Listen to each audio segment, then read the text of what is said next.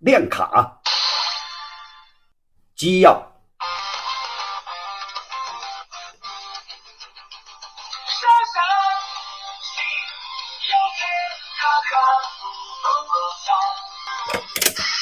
Mercury Power 全新学，极有效。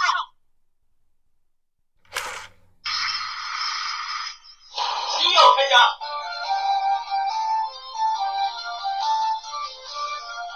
铠甲合体 ，Whirling Fighting，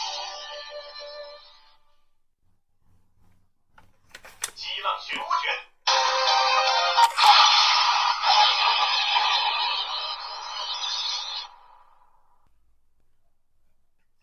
激浪旋涡拳，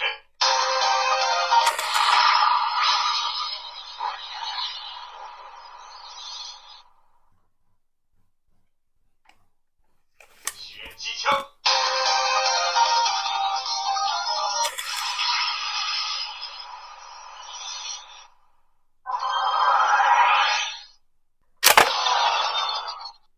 耶，这又是个啥子模型呢？你们说巧不巧？刚改完这个墨龙兽人小队的地甲测评件就来了，但件数量不多，兄弟们可以自己数一下。不过第一次给到了水贴，当然还包括6个动物驾驶员，而且一眼就能看出这台机甲是以乌龟为原型的，所以驾驶员也是乌龟，他们分别是都江堰水利工程龟黄猿、双流老妈秃头龟苏卡达，当然还有乐山田皮龟佛鳄。产地对不对我不知道，反正名字是官方取的。还有3只白魔龟，就让我儿子去涂吧。这款模型别看它圆咕隆咚的，但是它有多处爆甲和联动。把小乌龟放在背部的驾驶舱，有3段龟壳可以把它关在里边，清蒸之后即可使用。脖子的可动幅度相当之大，而且扭动龟头还有联动效果。嘴巴可以张开，里面还有一门可以吐痰的泡。肩胛的下方也有泡，不过肩胛的向上可动比较局限。胸部可爆甲，里面的细节非常多，回头要是不给它搞点涂装，我名字到期行。背部爆甲后会有联动效果，这个应该算是防御类型的武器吧。小臂上的武器可以在伸缩光刃和手炮之间进行切换。手炮作为远程武器很帅，但这个光刃加上它的小短手，我不确定能捅到人。再来大腿上拉克西特下翻之后还有炮，看样子都是为了弥补手臂光刃的短板。而最让我意外的是，这个又粗又短的手驱走的时候居然还有外甲联动效果哦。至于其他关节的可动，也给大家演示一下。趁这个空闲时段，我也去喝口水，有点口干。